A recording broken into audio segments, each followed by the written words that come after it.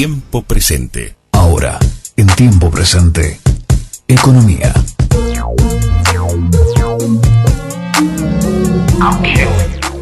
Pablo Moya, ¿cómo estás? Buen día. ¿Qué tal, Leandro? ¿Todo Muy bien? buenos días. No sé si yo también tengo que tratarlo de usted. No, viste, como vos me tratás de tú, pero es complicada, cada cosa te Lo que marcan, pasa es que usted te no- marcan una distancia, ¿viste? Vos no estás tan cerca, lo que pasa es que hay que Puede poner ser, distancia. puede Sí. Me meten en la plancha por las dudas, no me tiene miedo, no sé qué esperan Y que es haga. permeable a la opinión de la audiencia. Es muy permeable, sí, es media populista lo que pasa. Qué feo. Bueno, Pablo, esta semana hubo gran alboroto por un documento presentado a fines de la semana pasada por las cámaras empresariales, un documento que pretende ser, según dicen las cámaras, un aporte al gobierno, pero que en el gobierno, lejos de caer como un aporte, cayó como un plato bastante pesado.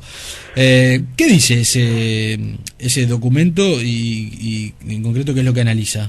Bueno, sí, como bien decías, pretende ser, o ese es el título, ¿no? Aporte para una agenda de mejora, la competitividad y el desarrollo del Uruguay.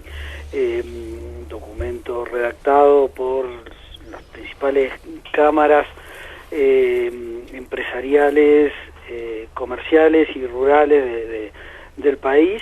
Un extenso documento que obviamente no lo vamos a analizar en extenso en esta columna, que da para sacarle bastante jugo respecto a cómo se ve desde estas gremiales la situación puntualmente de la competitividad.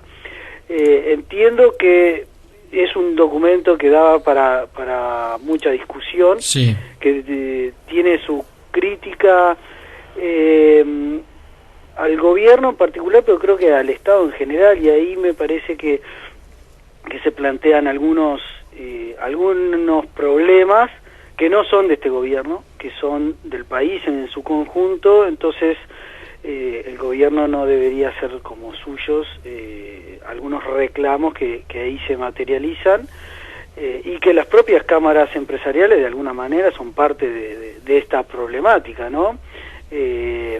Pero sí, el gobierno lo ha tomado como un problema, principalmente en algunos puntos que ahora voy a comentar. Sí. Simplemente para comentar qué se trata en este documento de competitividad, se hace un extenso análisis de lo que se entiende por competitividad, una mirada un poco más amplia de la que habitualmente se realiza desde los economistas o desde la prensa cuando se publica el indicador frecuentemente utilizado de competitividad, que es el tipo de cambio real, que es una relación de precios entre distintas economías.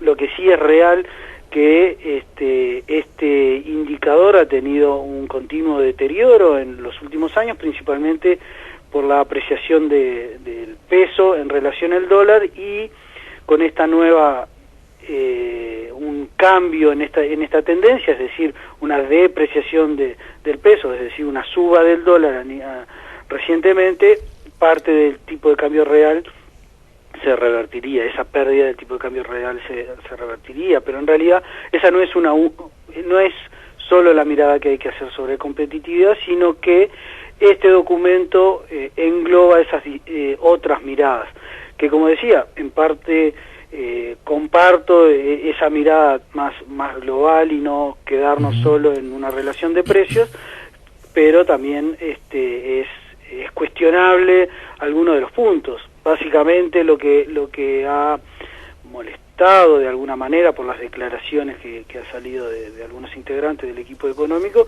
es lo que tiene que ver a las puntualizaciones que se hacen en gasto público, en regulaciones de los mercados y en las empresas públicas. En el gasto público se dice que hay un excesivo gasto público y mala realización de esos gastos, que en parte compartimos que hay una ineficiencia de ese gasto público, no compartimos que ese gasto público o ese déficit que se genera a partir de mayores egresos que los ingresos estén situando al país en una situación de fragilidad fiscal. Creemos que es un gasto público que claramente es manejable, no solo por este gobierno, sino por las próximas administraciones de gobierno, que se ha financiado de manera más que acertada no solo con las recientes emisiones de deuda, sino con lo que ha sido el manejo de la deuda pública en la pasada administración de gobierno y en esta administración de gobierno. En realidad, desde la salida de la crisis del 2002, también bueno decir que la salida de la crisis, el manejo de la deuda en ese entonces fue la acertada, y frente a alternativas de declarar el default en el Uruguay y pregonada propiamente por organismos internacionales. Creo que el manejo de la deuda ha sido muy bueno, entonces eso despeja cualquier situación de fragilidad que pondría al país en una situación desde el punto de vista de las cuentas públicas muy frágil. Después, en lo que tiene que ver a las empresas públicas, bueno, también es real que la mayoría de las empresas públicas brindan un servicio que en otros países son monopolios, que quizás existe participación del sector público de estas a través de empresas públicas en otras actividades que no tendría que tener injerencia, y hace un detalle exhaustivo de cómo las ONG o de la mayoría de las ONG tiene participación en el Estado. Es un tema para discutir, y también plantea que existe una excesiva regulación de los mercados. Ahí también nuevamente es discutible esta mirada, principalmente porque cada vez el mundo está más regulado.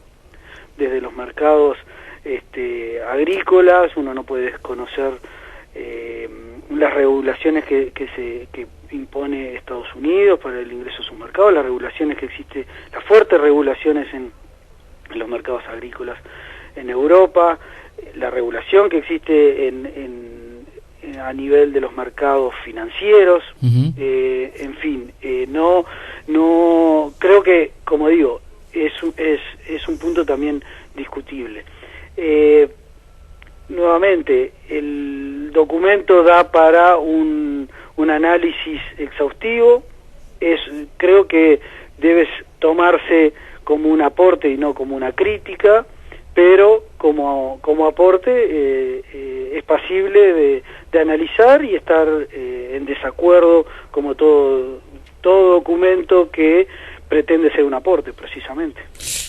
Bien, Pablo, gracias por este análisis. Te Muy mando buen un abrazo. fin de semana. Igualmente, buen fin de Que pasen semana. bien. El economista Pablo Moya, socio de la consultora Oikos.